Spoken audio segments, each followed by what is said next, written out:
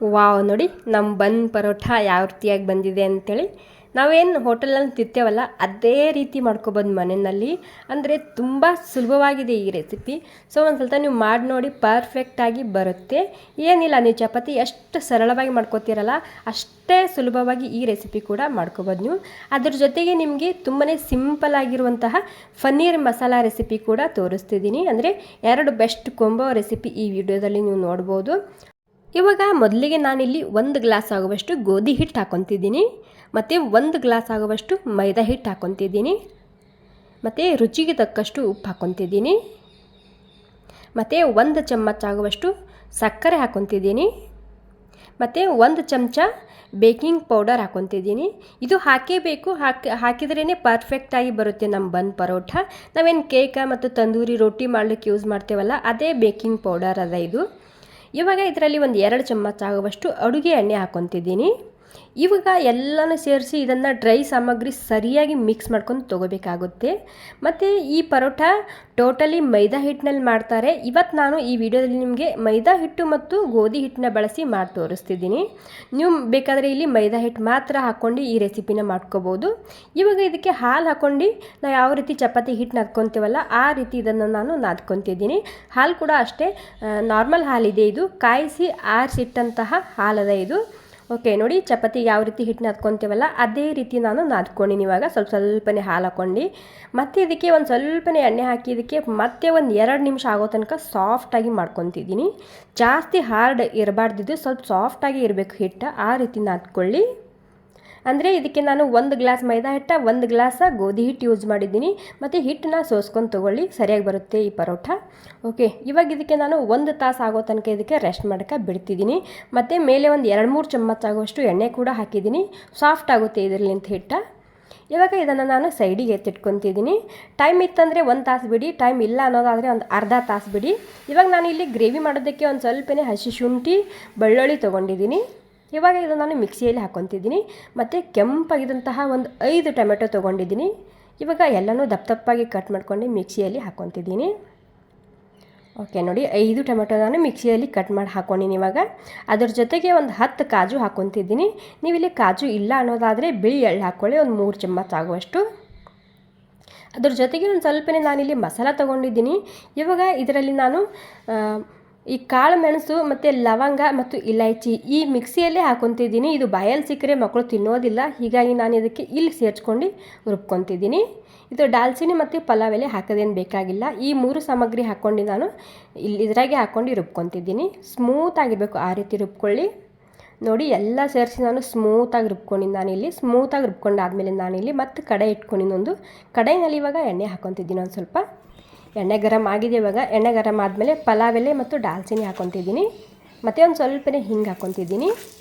ಮತ್ತು ಸಣ್ಣದಾಗಿ ಕಟ್ ಮಾಡಿದಂತಹ ಒಂದು 2 ಈರುಳ್ಳಿ ಹಾಕ್ಕೊತಿದ್ದೀನಿ. ಇಲ್ಲಿ ಈರುಳ್ಳಿನ ಸಣ್ಣದಾಗಿ ಕಟ್ ಮಾಡ್ಕೊಂಡು ಹಾಕೋಬೇಕು, ದಪ್ಪ ಕಟ್ ಮಾಡಿಕೊಂಡ್ರೆ ಗ್ರೇವಿ ಸರಿಯಾಗಿ ಬರೋದಿಲ್ಲ. ಮತ್ತು ಒಂದು ಸ್ವಲ್ಪನೇ ಕರಿಬೇವು ಸೊಪ್ಪು ಕೂಡ ಹಾಕ್ಕೊತಿದ್ದೀನಿ. ಓಕೆ, ಇವಾಗ ಈರುಳ್ಳಿ ಪೂರ್ತಿಯಾಗಿ ಕೆಂಪಾಗಿ ಅಲ್ಲಿ ತನಕ ಇದನ್ನು ನಾನು ಹುರ್ಕೊಂಡು ತೊಗೊತಿದ್ದೀನಿ. ನೀವು ಬೇಕಾದರೆ ಈರುಳ್ಳಿ ಇದರಲ್ಲಿ ಸ್ಕಿಪ್ ಮಾಡ್ಕೋಬೋದು. ಈ ಮಸಾಲ ಹಾಕಿದ ಮೇಲೆ ಈ ಪೇಸ್ಟ್ ಹಾಕ್ಕೊಂಡು ಗ್ರೇವಿ ಮಾಡ್ಕೋಬೋದು. ನೋಡಿ, ಈರುಳ್ಳಿ ಪೂರ್ತಿಯಾಗಿ ಕೆಂಪಾಗಿದೆ. ಇವಾಗ ಕೆಂಪಾದಮೇಲೆ ಗ್ಯಾಸ ಸ್ಲೋ ಮಾಡ್ಕೊಂಡು ನಾನು ಖಾರಕ್ಕೆ ಎಷ್ಟು ಬೇಕೋ ಅಷ್ಟು ರೆಡ್ ಖಾರದ ಪುಡಿ ಹಾಕ್ಕೊತಿದ್ದೀನಿ. ಮತ್ತು ಒಂದು ಸ್ವಲ್ಪ ಅರಿಶಿಣ ಹಾಕ್ಕೊತಿದ್ದೀನಿ. ಮತ್ತು ಒಂದು ಅರ್ಧ ಚಮಚ ಆಗುವಷ್ಟು ಗರಂ ಮಸಾಲ, ಮತ್ತು 1 ಚಮಚ ಆಗುವಷ್ಟು ಧನಿಯಾ ಪೌಡರ್ ಹಾಕ್ಕೊತಿದ್ದೀನಿ. ಮತ್ತು 1 ಚಮಚ ಆಗುವಷ್ಟು ಕಸೂರಿ ಮೇಥಿ ಹಾಕ್ಕೊತಿದ್ದೀನಿ. ಈ ರೀತಿ ಕಸೂರಿ ಮೇಥಿ ಕ್ರಷ್ ಮಾಡಿ ಹಾಕ್ಕೊಳ್ಳಿ, ಗ್ರೇವಿ ಟೇಸ್ಟ್ ತುಂಬಾ ಸರಿಯಾಗಿ ಬರುತ್ತೆ. ಮತ್ತು ರುಚಿಗೆ ತಕ್ಕಷ್ಟು ಉಪ್ಪು ಹಾಕ್ಕೊಂಡಿನಿ. ಇವಾಗ ಎಲ್ಲ ಸೇರಿಸಿ ಹಾಗೆಯೇ ಒಂದು ಸ್ವಲ್ಪ ಎಣ್ಣೆಯಲ್ಲಿ ಹುರ್ಕೊತಿದ್ದೀನಿ. ನೋಡಿ, ಮಸಾಲ ಹುರ್ಕೊಂಡಾಗಿದೆ. ಇವಾಗ ಮಸಾಲ ಹುರ್ಕೊಂಡಾದ್ಮೇಲೆ ನಾನು ಟೊಮೆಟೊ ಪೇಸ್ಟ್ ಹಾಕ್ಕೊತಿದ್ದೀನಿ ಇವಾಗಿಲ್ಲಿ. ಓಕೆ ನೋಡಿ, ಇವಾಗ ನೀರು ಹಾಕಬಾರ್ದು, ಜಸ್ಟ್ ಟೊಮೆಟೊ ಪೇಸ್ಟ್ ಮಾತ್ರ ಹಾಕ್ಕೊಳ್ಳಿ. ಇವಾಗ ಟೊಮೆಟೊ ಪೇಸ್ಟ ಪೂರ್ತಿಯಾಗಿ ಎಣ್ಣೆ ಸಪ್ರೇಟ್ ಆಗಬೇಕು, ಅಲ್ಲಿ ತನಕ ಇದನ್ನು ಹುರ್ಕೋಬೇಕಾಗುತ್ತೆ. ನಾವು ಟೊಮೆಟೊ ಹಸಿದೇ ಪೇಸ್ಟ್ ಮಾಡ್ಕೊಂಡಿರ್ತೇವಲ್ಲ, ಹೀಗಾಗಿ ಇಲ್ಲಿ ಪೂರ್ತಿಯಾಗಿ ಎಣ್ಣೆ ಸಪ್ರೇಟ್ ಅಲ್ಲಿ ತನಕ ಇದನ್ನು ನಾನು ಮುಚ್ಚಿ ಮೀಡಿಯಮ್ ಗ್ಯಾಸ್ನಲ್ಲಿ ಬೇಯಿಸ್ಕೊತಿದ್ದೀನಿ. ಅಥವಾ ಸ್ಲೋ ಗ್ಯಾಸ್ ಇಟ್ಟರು ಭೀ ಪರವಾಗಿಲ್ಲ. ವಾವ್ ನೋಡಿ, ಒಂದು 5-6 ನಿಮಿಷ ಆಗೋ ತನಕ ನಾನು ಸ್ಲೋ ಗ್ಯಾಸ್ನಲ್ಲಿ ಬಿಟ್ಟಿದ್ದ. ಪೂರ್ತಿಯಾಗಿ ಎಣ್ಣೆ ಸಪ್ರೇಟ್ ಆಗಿದೆ. ಇವಾಗ ನೋಡ್ತಿರ್ಬೋದು ಗ್ರೇವಿ ಕಲರ್ ಕೂಡ ಚೇಂಜ್ ಆಗಿದೆ. ಇವಾಗ ಈ ಟೈಮ್ನಲ್ಲಂತೂ ಘಮ್ ಅಂತಿರುತ್ತೆ ಈ ಗ್ರೇವಿ. ನೋಡಿ, ಸೇಮ್ ಹೋಟೆಲಲ್ಲಿ ಯಾವ ರೀತಿ ತಿಂತೇವಲ್ಲ ಅದೇ ರೀತಿಯಾಗಿ ಬಂದಿದೆ ಈ ಗ್ರೇವಿ. ವಾವ್ ನೋಡಿ, ಫಸ್ಟ್ ಕ್ಲಾಸಾಗಿ ಬಂದಿದೆ ನಮ್ಮ ಗ್ರೇವಿ. ಇವಾಗ ಇದರಲ್ಲಿ ಒಂದು 2-3 ಚಮಚ ಆಗುವಷ್ಟು ಹಾಲಿನ ಮೇಲಿನ ಕೆನೆ ಹಾಕ್ಕೊತಿದ್ದೀನಿ. ಇದು ಇತ್ತಂದ್ರೆ ಹಾಕ್ಕೊಳ್ಳಿ, ಇಲ್ಲ ಅನ್ನೋದಾದರೆ ಸ್ಕಿಪ್ ಕೂಡ ಮಾಡ್ಕೋಬೋದು. ಇದು ಹಾಕೋದ್ರಿಂದ ಗ್ರೇವಿ ಟೇಸ್ಟ್ ಇನ್ನಷ್ಟು ಹೆಚ್ಚಾಗುತ್ತೆ ಮತ್ತು ಗ್ರೇವಿ ಗಟ್ಟಿಯಾಗುತ್ತೆ ಇದು ಹಾಕೋದ್ರಿಂದ. ನೀವು ಬೇಕಾದರೆ ಈ ಹಾಲಿನ ಮೇಲಿನ ಕೆನೆ ಬದಲಾಗಿ ಅಮೂಲ್ ಫ್ರೆಶ್ ಕ್ರೀಮ್ ಕೂಡ ಹಾಕೋಬೋದು. ಒಂದು 2-3 ಚಮಚ ಆಗುವಷ್ಟು ಹಾಕಿದ್ದೀನಿ ಅಷ್ಟೇ. ಇವಾಗ ಮತ್ತೆ ಇದು ಎಣ್ಣೆ ಸಪ್ರೇಟ್ ಆಗೋ ತನಕ ನಾನು ಮುಚ್ಚಿ ಬೇಯಿಸ್ಕೊತಿದ್ದೀನಿ. ಅಂದರೆ ನಾವು ಹಾಲಿನ ಮೇಲಿನ ಕೆನೆ ಹಾಕಿರ್ತೀವಲ್ಲ, ಅದು ತುಪ್ಪ ರಿಲೀಸ್ ಮಾಡುತ್ತೆ.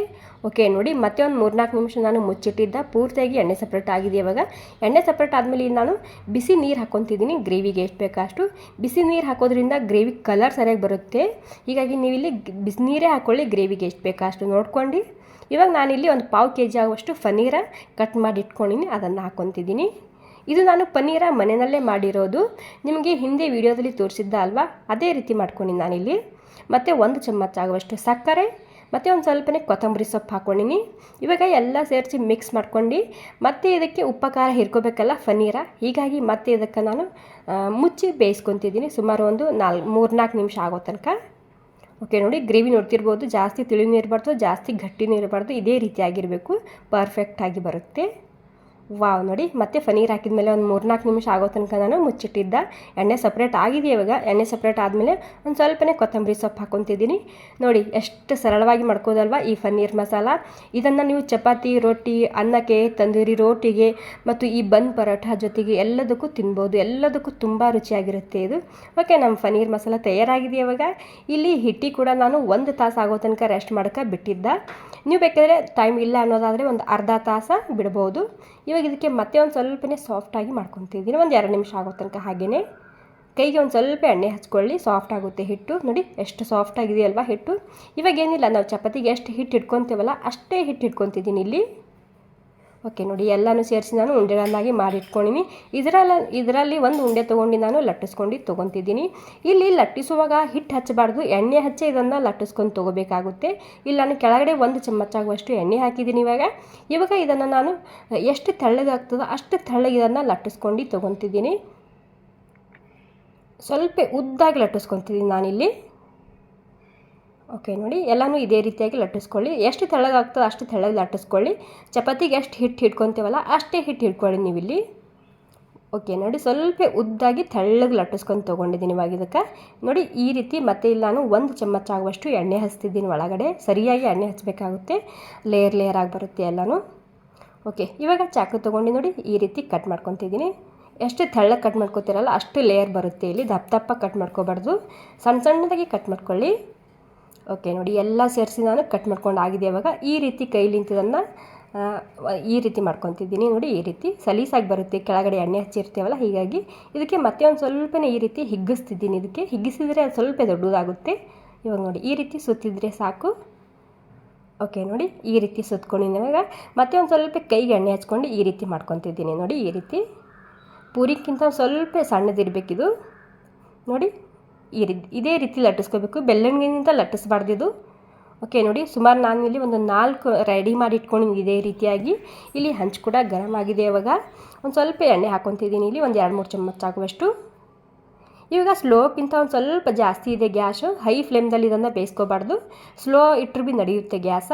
ಇವಾಗ ಈ ಒಮ್ಮೆ 4 ಪರೋಟ ಹಾಕ್ಕೊತಿದ್ದೀನಿ. ಇವಾಗ ಮೀಡಿಯಮ್ ಗ್ಯಾಸ್ನಲ್ಲಿ 2 ಕಡೆ ಕೆಂಪಾಗೋ ತನಕ ಇದನ್ನು ನಾನು ಬೇಯಿಸ್ಕೊಂಡು ತೊಗೊತಿದ್ದೀನಿ. ಪ್ಯಾನ್ ಇತ್ತಂದ್ರೆ ಪ್ಯಾನಲ್ಲಿ ಕೂಡ ನೀವು ಇದನ್ನು ಮಾಡ್ಕೋಬೋದು. ಈ ರೀತಿ ಹಂಚಿತ್ತಂದ್ರೆ ಹಂಚಿನಲ್ಲಿ ಕೂಡ ಇದು ಪರ್ಫೆಕ್ಟಾಗಿ ಬರುತ್ತೆ.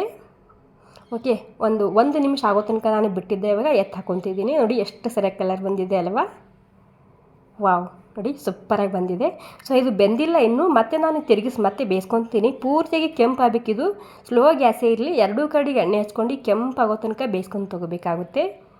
ಓಕೆ, ಇವಾಗ ಮತ್ತೆ ಇದನ್ನು ಉಲ್ಟಾ ಹಾಕ್ಕೊಂಡು ಮತ್ತೆ ಈ ಸೈಡ್ ಕೂಡ ಪೂರ್ತಿಯಾಗಿ ಕೆಂಪಾಗೋ ತನಕ ಇದನ್ನು ಬೇಯಿಸ್ಕೊಂಡು ತೊಗೊತಿದ್ದೀನಿ. ವಾವ್ ನೋಡಿ, ಎಷ್ಟು ಸರಿಯಾಗಿ ಕಲರ್ ಬಂದಿದೆ ಅಲ್ವಾ, ಎಷ್ಟು ಸರಳವಾಗಿದೆ ಅಲ್ವಾ. ನಾವು ಚಪಾತಿ ಎಷ್ಟು ಸರಳವಾಗಿ ಮಾಡ್ಕೋತೀವೋ ಅಷ್ಟೇ ಸುಲಭವಾಗಿ ಈ ರೆಸಿಪಿ ಕೂಡ ಮಾಡ್ಕೋಬೋದು. ನೋಡಿ, ನಮ್ಮ ರುಚಿಯಾಗಿರುವಂತಹ ಬನ್ ಪರೋಟ ತಯಾರಾಗಿದೆ. ಇಲ್ಲಿ ಹೋಟೆಲಲ್ಲಿ ಕೊಡ್ತಾರೆ, ತುಂಬ ರುಚಿಯಾಗಿರುತ್ತೆ ಇದು. ಸೊ ಅದ್ರ ಜೊತೆಗೆ ಈ ಪನ್ನೀರ್ ಪಲ್ಯ ಕೂಡ ಹಾಕ್ತಿದ್ದೀನಿ ನಾನಿಲ್ಲಿ, ಪನ್ನೀರ್ ಮಸಾಲ. ಇದ್ರ ಜೊತೆಗೆ ತಿನ್ನಬೇಕಂತೇನಿಲ್ಲ, ಪನ್ನೀರ್ ಮಸಾಲ ನೀವು ಚಪಾತಿ, ರೊಟ್ಟಿ, ಅನ್ನಕ್ಕೆ ಎಲ್ಲದಕ್ಕೂ ತಿನ್ಬೋದು. Thank you.